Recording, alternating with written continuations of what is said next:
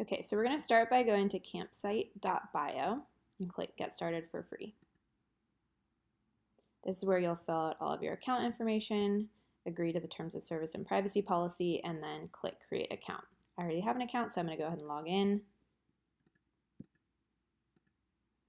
And then it'll take you straight to the home page. So this is the links page where you can customize all of your buttons, and then the other page that you'll go to often is settings.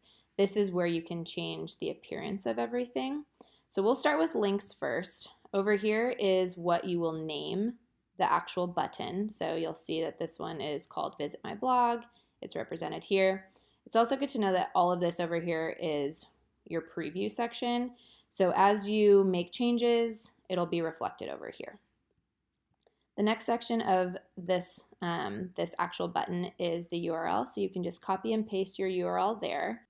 Another fun option is being able to add an image to your button. So if you click this, the photo options are a little bit limited if you're in the free plan. So right now, if you are trying to do a photo, you have to select one from your Instagram account, something that has already been published to your Instagram feed.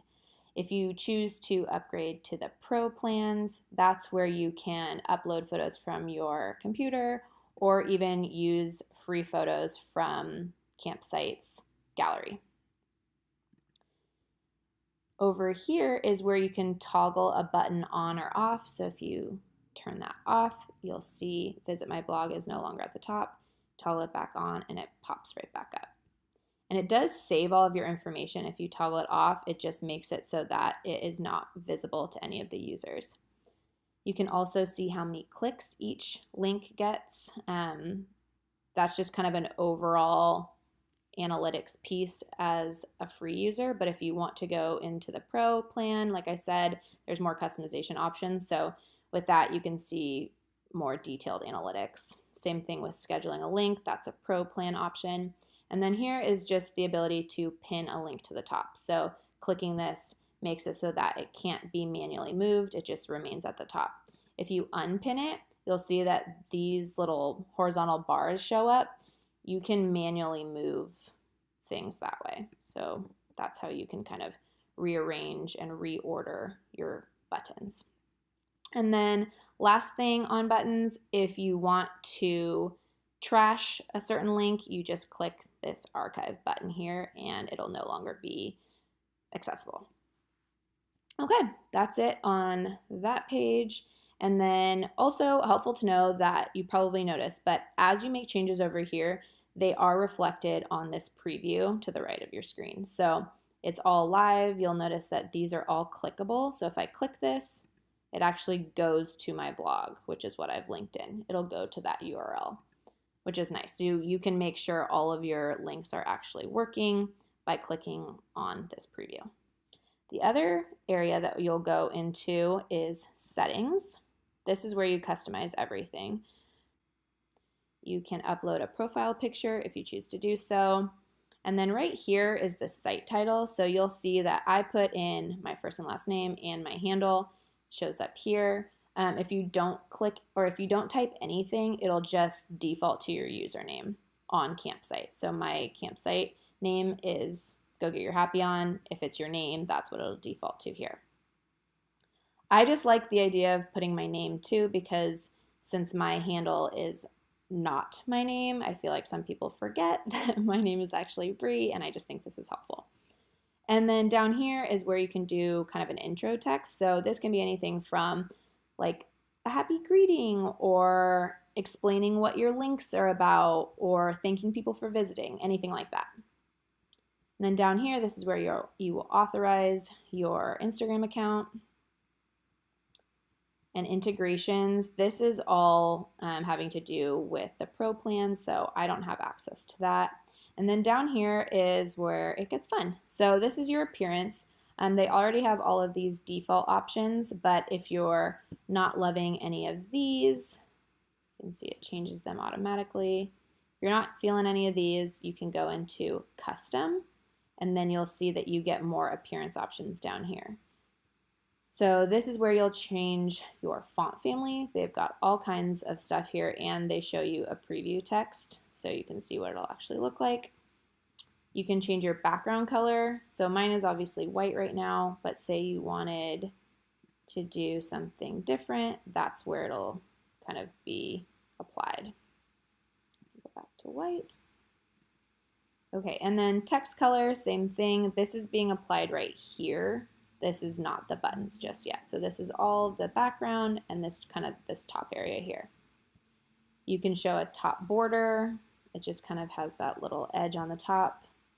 I opted out of that. You can do this image border around your profile photo. I opted in for that, and you can change the color of it too. I have it all really consistent with this kind of peachy pink right now. And then this is where you get down to the actual buttons. Same thing, you can choose a font and then even the weight of the font, which I think is cool. So if you want to go really bold, that's what it'll look like there. I think that makes it a little bit difficult to read, but up to you. And then this is where you'll specify colors on everything. So this is text color, this is hover text color. So say I wanted the text hover color to be black. So when I go over it, it actually shows up black rather than the white that it starts as. I'm going to keep it white to keep it simple, but again, just lots of fun options. And this is the background color of each individual button. Same thing with the hover. I have it as this kind of like light orangey peach. So when I hover, it changes, and so you know what you're actually selecting. I don't have a border right now, so this border color isn't applicable, but say I did have a border, you can see that there's a thin black line around the button. And you can even choose the kind of the shape of your button. So if you want it really squared out, a little bit rounded, you can even customize it. Same thing with the customizing of the border width. Okay, and then down here is where you can put social accounts. So I just put in Facebook as an example. You can change the color again here, the color of the button and the hover color. You just can select which account you want to be inserting and then select and then copy and paste your URL here. You can add as many as you want, I think. Speaking of adding, just keep in mind that obviously phone screens are only so big. Right now I have 6 buttons, but if you were to do maybe 9 or 10, the user might have to scroll a bit more to see everything. So depending on what you want visible without having to scroll, I would keep that in mind with the number of buttons you choose to make visible. Okay, so that's it with customization. Once you've created your account, you'll get a confirmation email. Make sure and click that confirmation email, and then once you do that, then you can go ahead and copy this URL, and then from there you'll go to your Instagram account. You can click edit profile, and then you'll put it into the website section, and then click submit, and then this is what it will look like. So just know that when you are selecting your name on campsite.bio, this is what will be at the end of your URL when you put it into Instagram. So mine is Go Get Your Happy On. It'll be Go Get Your Happy On here. If you put your first and last name as your campsite account name, it will be right here at the end of your URL. So just keep that in mind. And that's about it, you guys. Thanks so much for watching. If you guys found this helpful, please let me know. If you have any questions, let me know that too. And happy button making. Thanks, guys.